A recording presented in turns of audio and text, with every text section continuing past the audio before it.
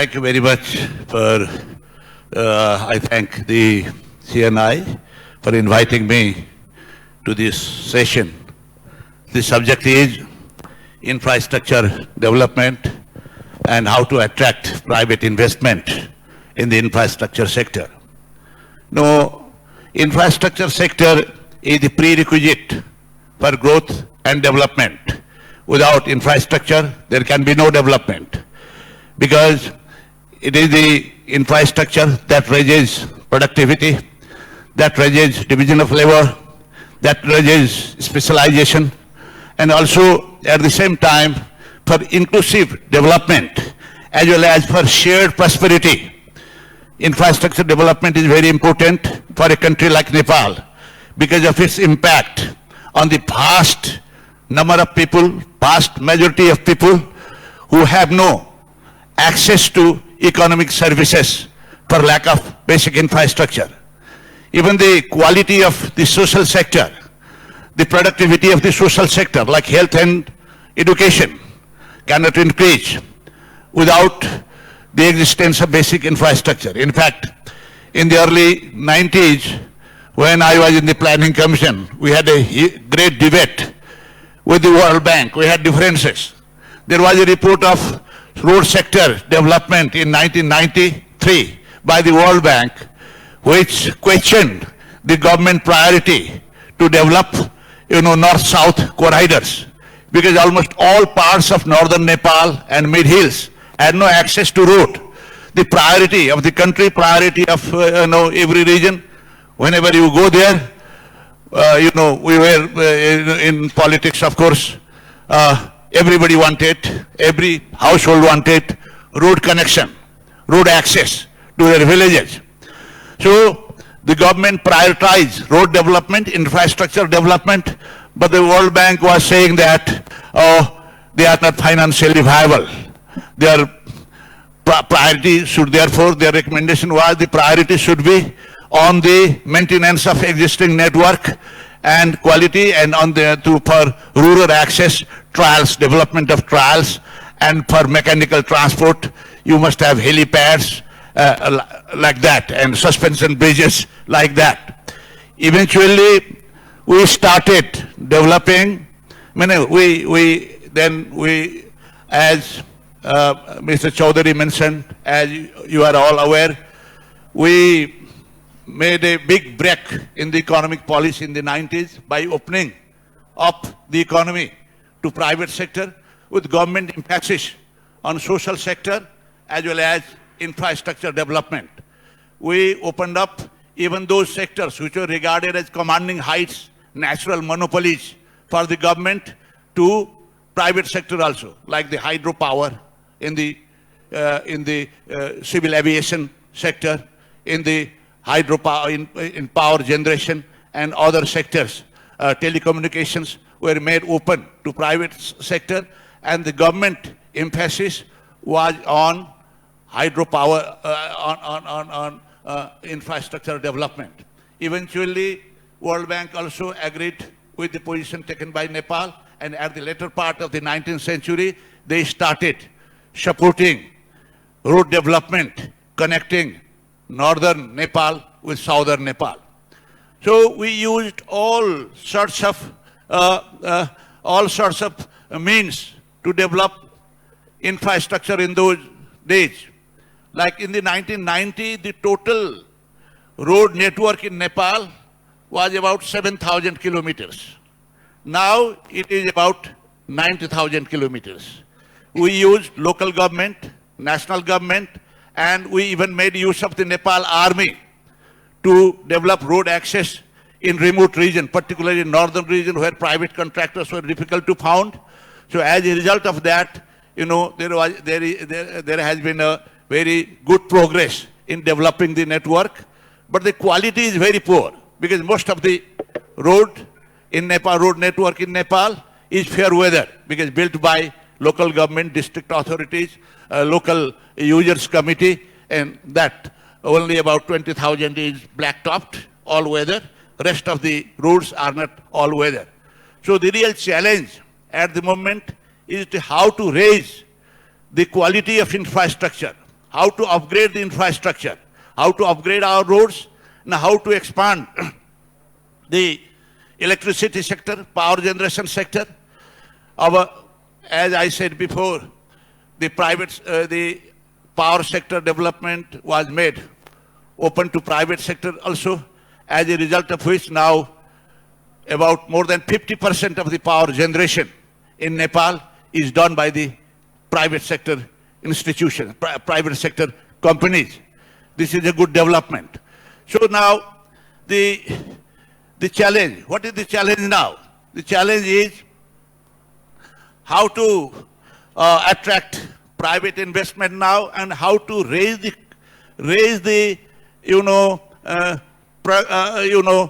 public sector, how to raise the efficiency of public sector in infrastructure development. Because even now government is the main sector to make investment in infrastructure development. Even in hydropower, government is the principal investor now, particularly in the big projects. In the road sector, government is almost the sole investor in the private, in the road sector. So government should be more efficient in performing its function. But the problem at the moment is the construction management of the government is very poor. This is a very high cost overrun, time overrun. Even the so-called national pride projects, the time extension is by 5 years, 7 years, and even 10 years. The estimated cost has more than doubled in most of the projects. So the real challenge at the moment from the government side is to how to raise efficiency, how to raise the quality of its management. That is the real problem from the government side. At the same time, you have to attract investment from the private sector. Even to attract investment in the private sector like hydropower and others, government should be making main investment in the infrastructure. At the moment, Nepal's status in infrastructure competitiveness, according to the, I think it is the World Bank report, out of 138 countries, Nepal's place in transport competitiveness is 130th. So it shows how poor we are. So there is a lot we have to do. And at the same time, as far as the hydropower is concerned, everybody knows Nepal has very huge potential, enormous potential. Per capita consumption of hydropower in Nepal is 245 units at the moment per capita. That is the per capita consumption, which is about 1/4 or 1/5 of the per capita power consumption in South Asia. So there is a huge potential even to raise domestic consumption. With higher growth, there will be demand for more power. At the same time, at the moment, we are importing about 500, 600 megawatts of electricity from India. But it is not just to be self-sufficient in power generation. The emphasis should be not just making the country self-sufficient in power generation, but to export also. We have a huge balance of trade deficit, about $8 billion US, 12 billion US dollar power deficit we have. With India only, our balance of trade deficit is equivalent to $8 billion US dollar. It is a huge deficit that can be covered mostly by taking advantage of our power potential, by exploiting our hydropower resources. But the problem is now some voice in India is coming. They say India is now self-sufficient in electricity generation, in power. So why should we need power input from India? But this is the age of emphasis is on age of climate change. The emphasis should be on clean energy. About 70% of the energy generation is in India is from fossil fuel, largely imported fossil fuel. And in Bangladesh, more than 90% of the electricity generation is from fossil fuel. So the challenge is how to convert this electricity from dirty coal and carbon, carbon emission. The fossil fuel generates huge carbon emission. So how to replace that with clean energy? Nepal has the potential for being a clean energy powerhouse in South Asia with this huge potential. Our Himalayas, iceberg in the Himalayas, are melting very fast, and we have been affected by the climate change. The huge pollution that this subcontinent, SAARC region, is suffering from is because of the excessive use of fossil fuel. This has to be, now there is huge scope for replacing this fossil fuel with clean energy for which Nepal has huge prospect of, unleashing the hydropower. That is why it is important to have good, regional cooperation, bilateral cooperation, sub-regional cooperation, bilateral cooperation with India, sub-regional cooperation with India, Bangladesh, and Nepal, and even beyond that, if there is possibility of regional cooperation, we must do that.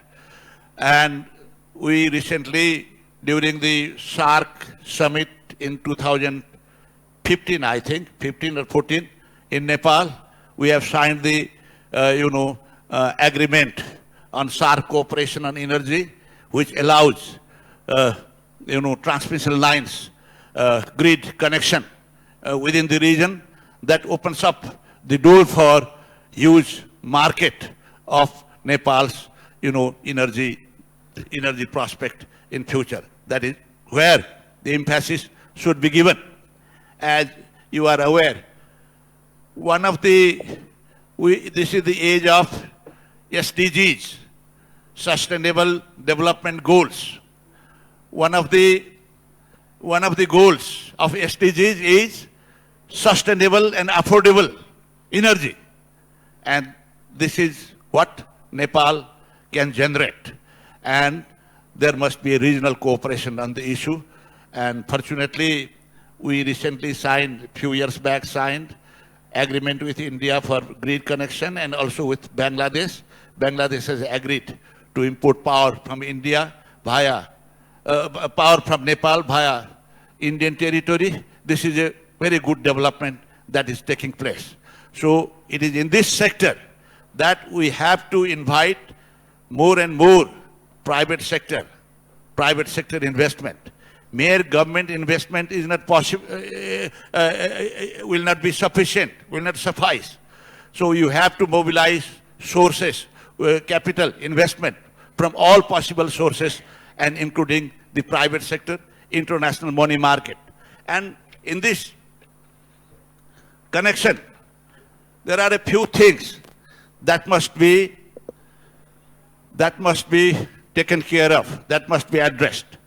First, the quality of governance in the country, the administrative hindrances, the existing administrative machinery of the government should be more efficient.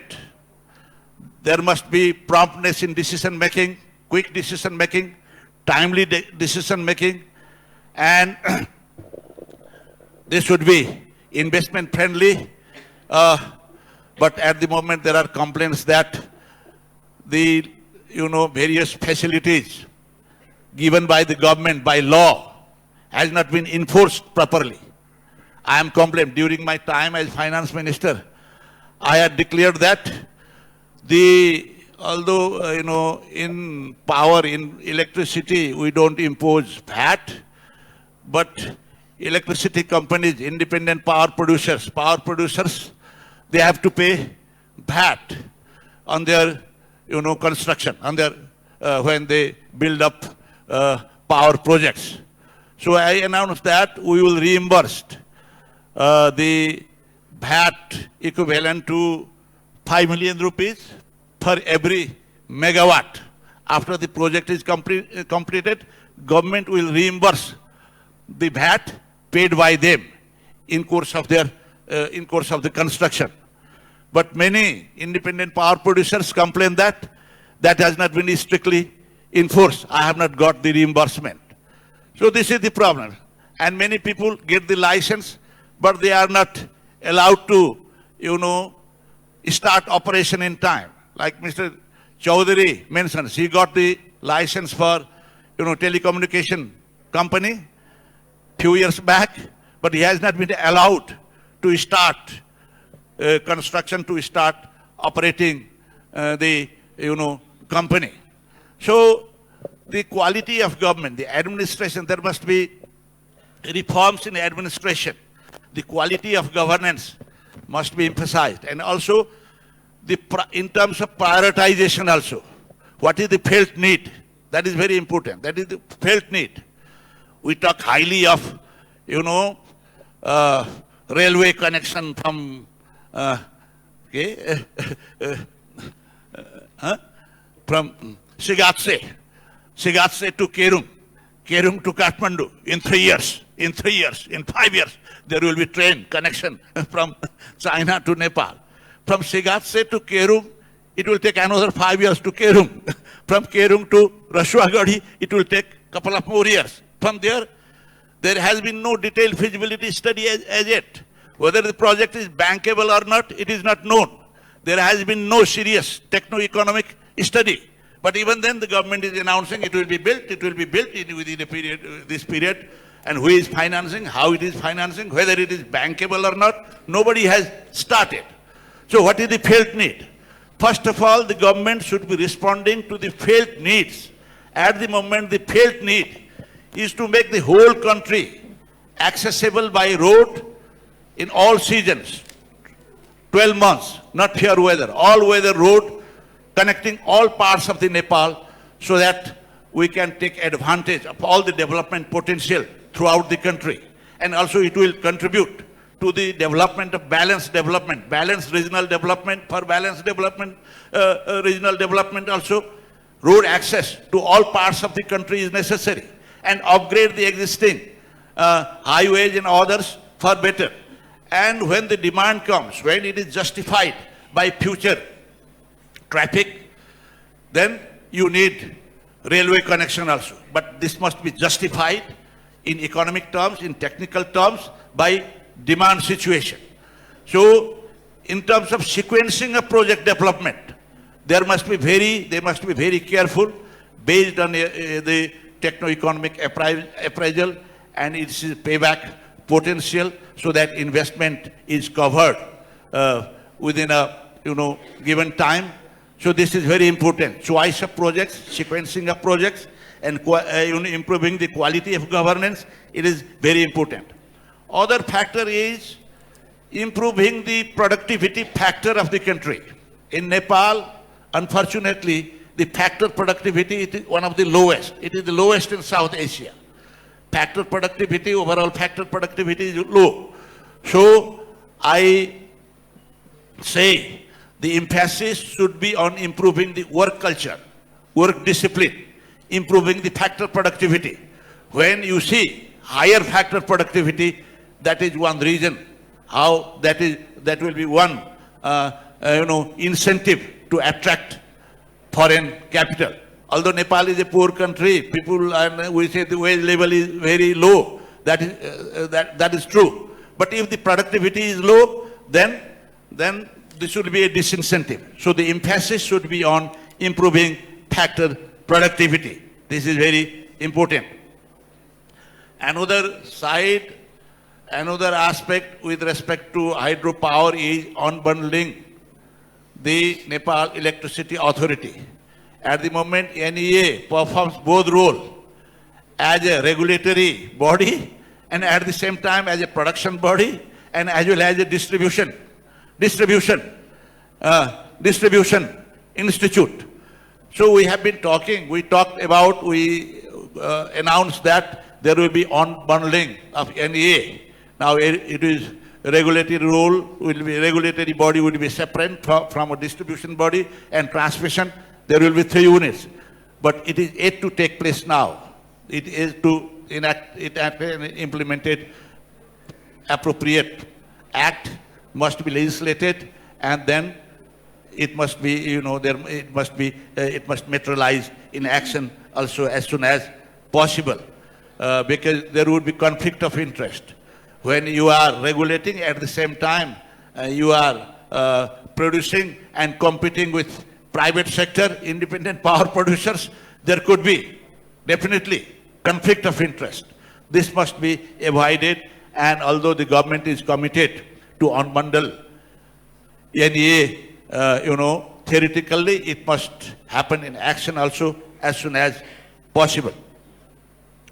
And I think these are some of the issues that the government should be, that in the days to come, we must give priority.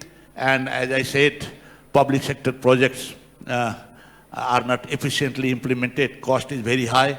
At the same time, as was mentioned before, there is underspending of capital expenditure, under execution and underspending. This is one problem the country is suffering. At the same time, the recurrent expenditure part of the government investment is very high. If you see the government budget, the recurrent expenditure accounts for more than 2/3 of the total government spending. There must be a cap on recurrent spending, and the capital spending ratio must be raised, and its efficiency also must be improved. That is a must, so that the rate of returns is high. Nepal incremental capital output ratio is around 5%, which is highest in the region. Without bringing down the incremental capital output ratio by raising national productivity, and the prospect of high economic growth will be very difficult. Having said this, I want to close my remarks, and I would like to thank the key speakers as well as other panel members for giving very fruitful comments, constructive comments for Nepal's future development in the infrastructure sector. Thank you very much. With these words, I come to a close. Thank you very much.